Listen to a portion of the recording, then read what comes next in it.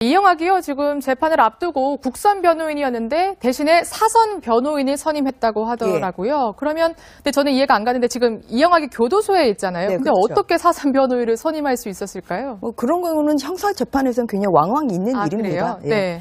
지난 17일에 이제 1회 공판 기일이 열렸고요. 이제 그 이후에 이제 2회 공판이 12월 8일에 예정되어 있는데 이제 그 28일에 사선 변호사를 이제 선임을 했다는 것이고요.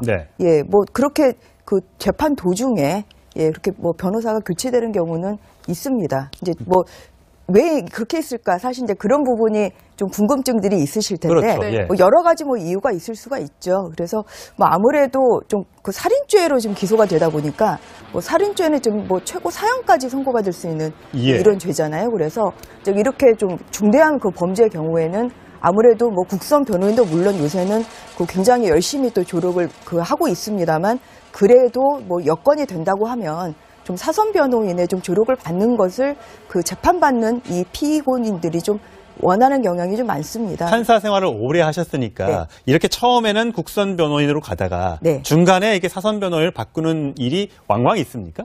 뭐 그렇게 많지는 않죠. 처음부터 이제 사선 변호인을 선임할 거라면 처음부터 그 해서 또 뭐 재판을 어떻게 진행을 할지 뭐 이런 것을 다 전략 뭐 이렇게 그런 부분에서 충분히 사전적으로 이렇게 논의를 하고 재판에 임하는 것이 더 좋은데요. 뭐 또 여의치 않은 경우에는 뭐 이렇게 좀 국선 변호인이 에서 이제 사선 변호인으로 좀 변경되는 경우도 있습니다. 그리고 이제 이 사건의 경우는 구속이 됐기 때문에 이제 필요적 변론이라고 해서 내가 원하지 않더라도 국선 변호인, 그러니까 반드시 변호인이 있어야 되는 사건입니다. 그렇기 때문에 일단은 국선 변호인이 선임을 했다가 이제 적절한 좀 변호사를 추천을 받아서 이제 그렇게 해서 변호사가 교체되는 경우도 가끔 있습니다. 그렇군요. 이렇게 사선 변호사로 바꾼 것뿐만이 아니라 그렇게 판사에게 반성문을 정말 열심히 제출하고 있다면서요. 그렇죠. 반성문을 뭐 4번 정도 제출한 거 이렇게 알려지고 있는데요. 그 반성문의 내용들을 보면 뭐 일방적으로 통상적으로 하는 반성문들이 대부분 예를 들면 아내의 제사를 지내주고 싶다. 또 뭐 희망된 삶을 살고 싶다. 그 말은 결국 이제 본인의 형량을 좀 낮춰보겠다는 의도가 있는 것 같고요. 그다음에 목표 있는 삶을 살고 싶다. 뭐 이런 얘기를 하는 걸 보면 뭐 가능한 한 빠른 시간에 나가서 본인이 새로운 삶을 살려는 의도를 자꾸 보여주는 쪽으로 가고 있는 것 같아요. 그리고 이제 자기한테는 무기징역만은 피해달라 이런 얘기를 하는 걸 보면 저게 진정성 있는 반성문인가 하는 생각이 들어요, 사실은. 그러니까 반성문이라고 하는 것은 저런 얘기를 하면 안 되는 거잖아요. 조건을 달지 말고 본인한테 어떻게 해달라 이런 얘기를 할 게 아니고요. 정말 처절하게 뭘 잘못했는지 또 누구한테 왜 잘못했는지 뭐가 미안한지 하는 부분을 좀 명확하게 써야 할 텐데 그거보다는 저것마저도 반성문마저도 치밀하게 본인의 혜택 또 본인이 형량을 줄이려는 의도 이런 부분들이 좀 드러나고 있어서 반성문의 진정성은 좀 떨어지는 상황이라고 볼 수 있겠습니다. 자, 이영학이 이제 경찰에 출석을 등등 하면서 살해 동기에 대해서 묻는 질문에 이렇게 대답한 적이 있습니다. 들어보시겠습니다. 죄송합니다.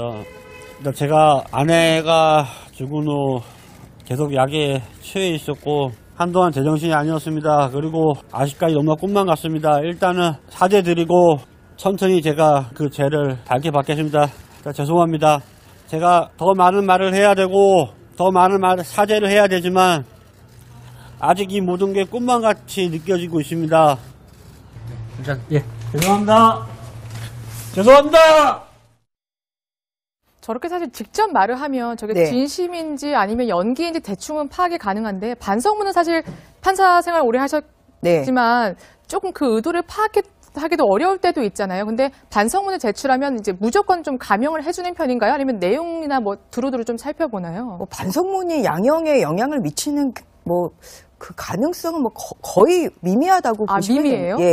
탄원서 같은 건 좀 영향을 준다면서요? 탄원서도 이제 경우에 따라 좀 다르고요. 그런데 뭐 피해자가 있는 이제 범죄의 경우에 뭐 피해자가 엄벌에 처해달라. 뭐 아니면은 이렇게 이제 살인죄의 경우에 피해자 유족이 엄벌에 처해달라. 이런 경우는 양형에 참작이 됩니다. 왜냐하면 피해자 의사가 그 양형의 요인이기 때문에요. 그런데 뭐 진지한 이제 반성을 했다는 이유로 다 용서를 해주고 감형을 해준다고 하면 그 뭐 처벌받을 사람이 별로 없겠죠. 그렇기 때문에 이제 뭐 그것도 양형의 요소가 아니라고 말을 할 수는 없습니다만 양형에 뭐 큰 영향을 미치는 요소는 될 수가 없는 것이죠. 이제 다만 뭐 자백을 하고 있느냐 아니면 진지한 반성을 하고 있느냐는 고려 요소이긴 합니다만 뭐 그것을 뭐 한 번을 뭐 반성문을 뭐 제출을 하나 네. 아니면 100번을 제출하나 네. 뭐 그거에 따라서 뭐 이제 형이 이렇게 줄어들거나 그렇지는 않습니다. 지 뭐가 미안한지 하는 부분을 좀 명확하게 써야 할 텐데 그거보다는 저것마저도 반성문마저도 치밀하게 본인의 혜택 또 본인이 형량을 줄이려는 의도 이런 부분들이 좀 드러나고 있어서 네. 반성문의 진정성은 좀 떨어지는 상황이라고 볼 수 있겠습니다. 네. 자, 이영학이 이제 경찰에 출석을 등등 하면서 살해 동기에 대해서 묻는 질문에 이렇게 대답한 적이 있습니다. 들어보시겠습니다. 죄송합니다. 일단 제가 아내가 죽은 후 계속 약에 취해 있었고 한동안 제정신이 아니었습니다. 그리고 아직까지 너무나 꿈만 같습니다. 일단은 사죄드리고 천천히 제가 그 죄를 밝혀받겠습니다. 죄송합니다.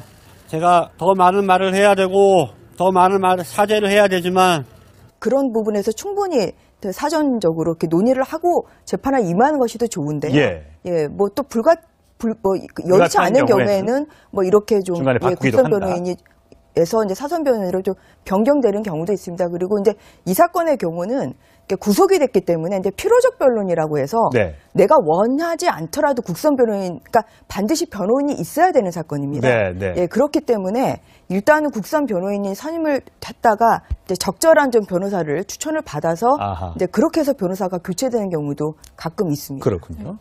이렇게 사선 변호사로 바꾼 것뿐만이 아니라 그렇게 판사에게 반성문을 정말 열심히 제출하고 있다면서요. 그렇죠. 반성문을 네. 뭐 4번 정도 제출한 거 이렇게 네 알려지고 번이요? 있는데요. 네. 그 반성문의 내용들을 보면 뭐 일방적으로 통상적으로 하는 반성문들이 대부분 예를 들면 아내의 제사를 지내주고 싶다. 네. 또 뭐 희망된 삶을 살고 싶다. 그 말은 결국 이제 본인의 형량을 좀 낮춰보겠다는 의도가 있는 것 같고요.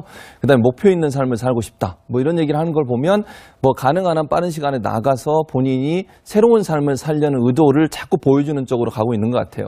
그리고 이제 자기한테는 무기징역만은 피해달라 이런 얘기를 하는 걸 보면 저게 진정성 있는 반성문인가 하는 생각이 들어요, 사실은. 그러니까 반성문이라고 하는 것은 저런 얘기를 하면 안 되는 거잖아요. 조건을 달지 말고 본인한테 어떻게 해달라 이런 얘기를 할 게 아니고요.